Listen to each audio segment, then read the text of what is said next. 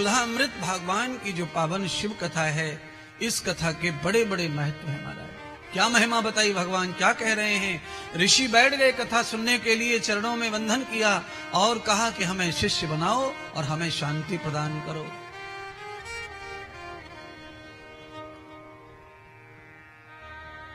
सरल होकर कथा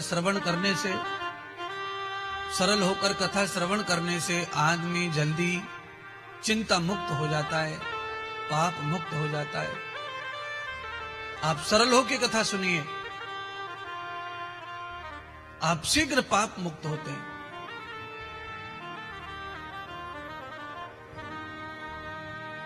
डॉक्टर इंजेक्शन लगाते तो डॉक्टर क्या कहते हैं कि हाथ ढीला छोड़ दो।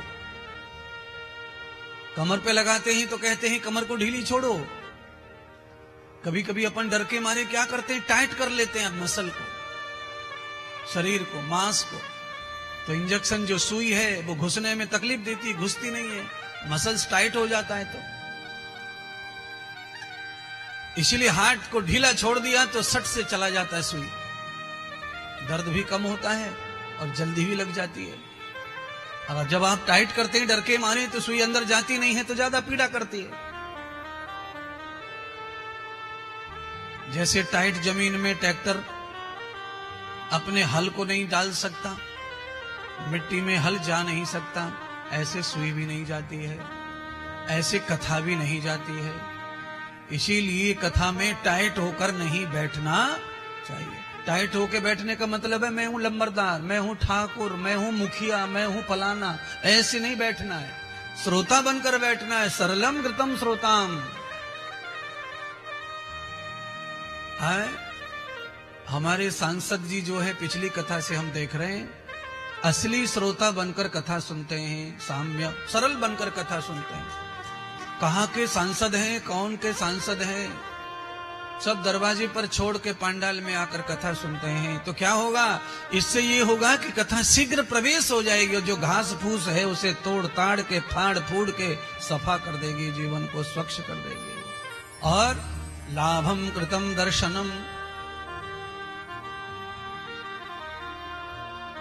हमारे भरत जी ने पिछली कथा जो है सरलता से सुन ली। 2-3 दिन तो अकड़ थी, पर धीरे धीरे जब सरलता आई तो उस सरलता का फल है, देखो ये पंडाल, ये यज्ञ के साथ कथा भरत जी के द्वारा की जा रही, महाराज हमारे सांसद जी के द्वारा की जा रही है।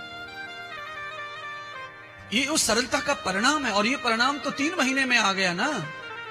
हाँ, ये जरूर है कि इसमें पैसा लग रहा है, ये अलग बात है, पर वो कथा और इस कथा में फर्क आ गया, क्योंकि इसमें यज्ञ जुड़ गया, एक काम जुड़ गया, एक कर्म जुड़ गया।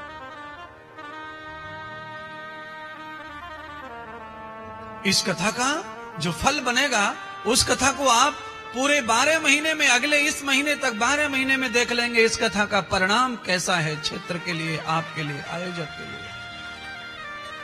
पैसा भी आएगा लौटकर, जीवन भी आएगा।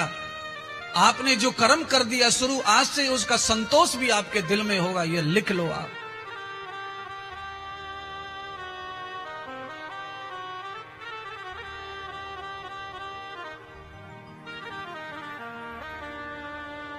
सौनक आदि 88,000 ऋषियों ने प्रार्थना की, गुरुदेव यत्रम यत्रम प्रवत्य तत्राम तत्रम पठन्ति विदतो रवेदम यस्यम न यत्राह तत्रा भवन्ते न भेतोर शांति गृहतोर मनम। हे परमात्मा, यहां वहां जहां तहां सब पठन पाठन स्वाध्याय किया, भजन ध्यान किया, पर शांति कहीं मिल नहीं रही है, मन चित्त अशांत है। अब ये तो ऋषियों की बात है महाराज, आप तो कितने अशांत होंगे। ये तो कथा ऋषि मुनियों की है। ऋषि मुनि कह रहे हैं हम यहां वहां जहां तहां सब जगह गए, पठन पाठन किया, जब तब किया, पर अशांति समाप्त नहीं हो रही है। कोई शांति का मार्ग दिखाओ। तो शांति के मार्ग के लिए आदमी को चाहिए कि वो सत्संग श्रवण करे, और सत्संग के माध्यम से जो ज्ञान मिलता है, जो भक्ति और विवेक मिलता है, उस विवेक से शांति के कर्म प्रारंभ कर दे। तो उसके जीवन में शांति की फसल पैदा होने लग जाती है।